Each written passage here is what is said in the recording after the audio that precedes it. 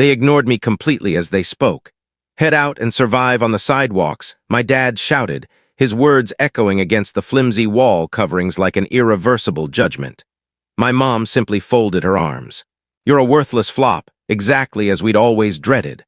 I recall being there with my backpack, partially filled with garments that still carried the scent of the residence they were ejecting me from.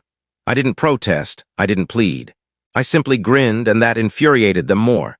They believed they'd shattered me. They had no clue they'd just provided me with the ideal platform. I wasn't perpetually the letdown. I was the prized offspring at one point. Grant's honors, a reserved youngster who constructed items rather than demolishing them. My dad used to boast about me during social gatherings. "Our boy will achieve greatness." Then I selected a route he couldn't comprehend. I left my office position and launched my own tech firm. Modest, subdued, concealed amid shut entrances and restless evenings. For some time it appeared like defeat. To them I embodied defeat. They didn't witness the programming that kept me awake until sunrise. They didn't see the backers who rejected me before one eventually agreed. They didn't observe the moment my application reached 10 million installations. They only noticed the periods I couldn't cover housing costs, the evenings I forwent food to fund server expenses. They viewed a failure. When I visited home one weekend, exhausted, unkempt, still troubleshooting mentally, my dad erupted. "You abandoned your career for this absurdity?" I stayed silent. I never revealed what I was developing. I aimed to astonish them someday, to enter, announce my success, perhaps purchase them a residence, reciprocate their belief. I didn't realize they'd abandoned theirs initially. The tipping point arrived when I discovered my dad listing my vintage gaming equipment for sale online, the sole relic I'd preserved from my youth. "You don't require this clutter," he stated. "It's occupying room." Then ensued the yelling confrontation. Him screaming about squandered ability, my mom declaring she couldn't bear looking at me any longer, and me, composed, distant, already partially departed internally. When he commanded, "Head out and survive on the sidewalks," something shifted. They assumed they were expelling me. I recognized I was departing from history.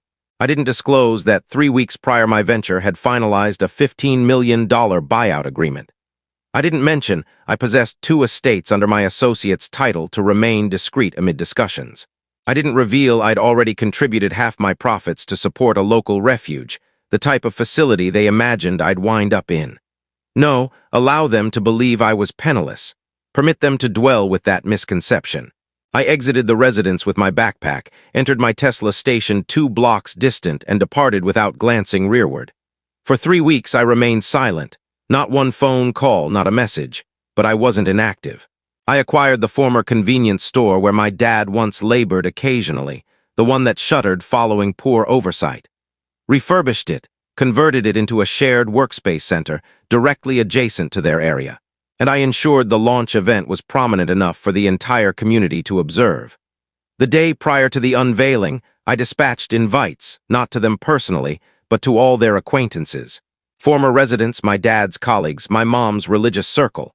The promotional banner featured my business emblem in metallic hues. Beneath it, my name, originator, and executive. When the information circulated, my relative contacted me initially. "Your folks are claiming it's mere chance." I grinned.